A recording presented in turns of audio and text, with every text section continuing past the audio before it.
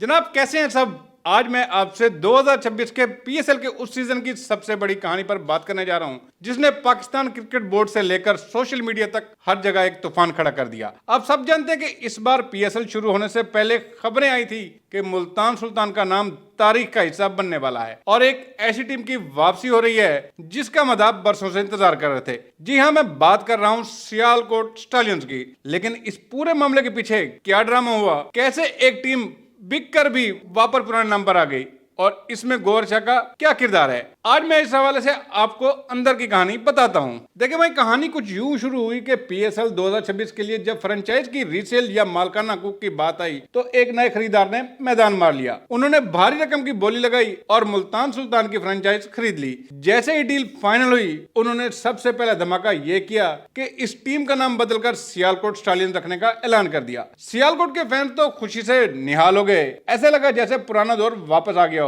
लेकिन यह खुशी बहुत मुख्तलिफ साबित हुई। क्रिकेट की दुनिया में जहां करोड़ों के सौदे होते हैं, वहां सिर्फ कमिटमेंट काफी नहीं होती, बल्कि पेमेंट भी वक्त पर करनी होती है। हुआ कुछ यूं कि जिस पार्टी ने ये टीम खरीदी थी वो तयशुदा वक्त पर पीसीबी को अदायगी करने में नाकाम रही। अब यहां से सारा मामला बिगड़ना शुरू हुआ। पीसीबी के रूल बड़े ही सख्त हैं। जब अदायगी पूरी ना हुई तो वो डील खतरे में पड़ गई और एक ऐसा वक्त आया जब लग रहा था कि शायद ये फ्रेंचाइज अब किसी बड़े बहरान का शिकार हो जाएगी। लेकिन ठीक उसी वक्त एक बड़ा नाम सामने आया, गौहर शाह। गौहर शाह ने इस नाजुक मोड़ पर एंट्री मारी और इस गिरती हुई डील को ना सिर्फ संभाला बल्कि एक बहुत बड़ा फैसला किया।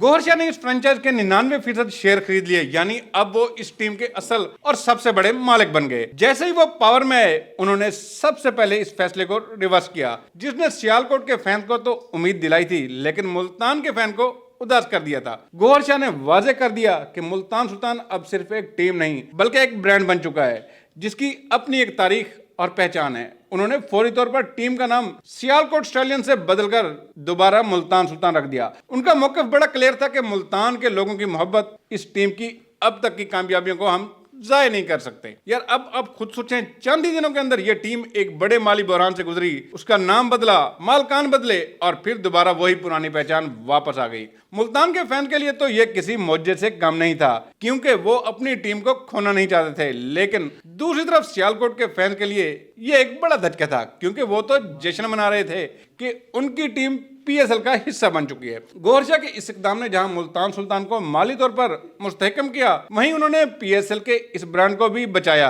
जो शायद इस अदायगी के मसले की वजह से तनाज़े का शिकार हो जाता। तो भाई ये थी वो असल कहानी जो पर्दे के पीछे चल रही थी। पीएसएल 2026 का ये सीजन सिर्फ ग्राउंड के अंदर ही नहीं बल्कि ग्राउंड के बाहर भी भरपूर ड्रामे से भरपूर रहा। एक तरफ सियालकोट स्टालियन का वो अधूरा ख्वाब है और दूसरी तरफ गौहर शाह की लीडरशिप में मुल्तान सुल्तान का दोबारा जन्म। अब देखना यह कि क्या ये टीम मैनेजमेंट और ये इस्तेकाम मुल्तान सुल्तान को इस बार पीएसएल की ट्रॉफी जितवा पाता है या नहीं। आपका इस बारे में क्या ख्याल है? क्या गौहर शाह को नाम सियालकोट स्टालियंस ही रहने देना चाहिए था या मुल्तान सुल्तान की वापसी का फैसला दुरुस्त है? कमेंट में अपनी राय जरूर दीजिएगा। यहाँ मैं अपनी राय दूं क्योंकि मैं बिलोंग करता हूँ साउथ पंजाब से, तो मैं तो इस फैसले से खुश हूँ कि मुल्तान सुल्तान की टीम वापस आ गई है। अब मैं सवाल आप पर छोड़ता हूँ कि आप गौहर शाह के इस फैसले को कैसे देखते हैं? क्या साउथ पंजाब के लोगों के लिए उन्होंने ये अच्छा फैसला किया या फिर ये सियालकोट के लिए एक थोड़ी दुख की बात थी?